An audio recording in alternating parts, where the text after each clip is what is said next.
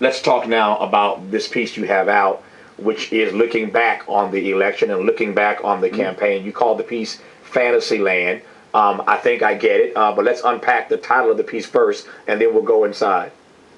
Well, I think one of the most interesting things about the election is that it was a further confirmation that you can really lie like hell in American life on a public stage and get away with it. And all politicians lie, and certainly not every Obama ad was truthful or could pass the fact check.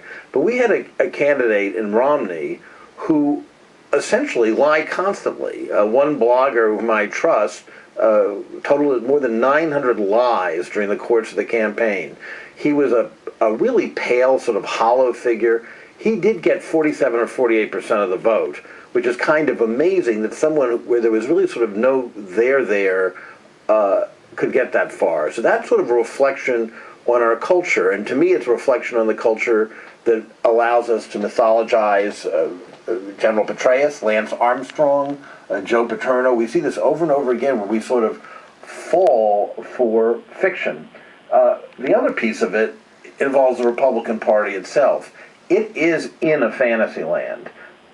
It didn't believe the polls. It instead tried to, demonize pollsters, including people like Nate Silver of 538 at the New York Times, and deny the numbers. Just by the way, as they deny the numbers in economic policy, there were no numbers in Romney's economic policy, or they deny climate change or a lot of science and empirical evidence.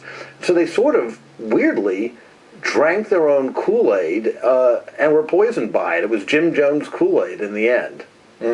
Again, you said so many things. I want to go back and get you to kind of to stretch out on for me. Let me start with this this beautiful phrase that you used, that we tend so often to fall for fiction. I get that.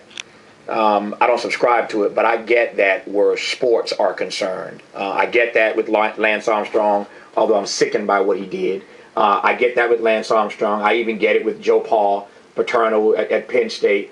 I don't get it in our politics because our lives really do depend on these decisions in Washington. My life doesn't depend on whether Lance Armstrong wins another Tour de France or whether Joe Paterno wins another football game.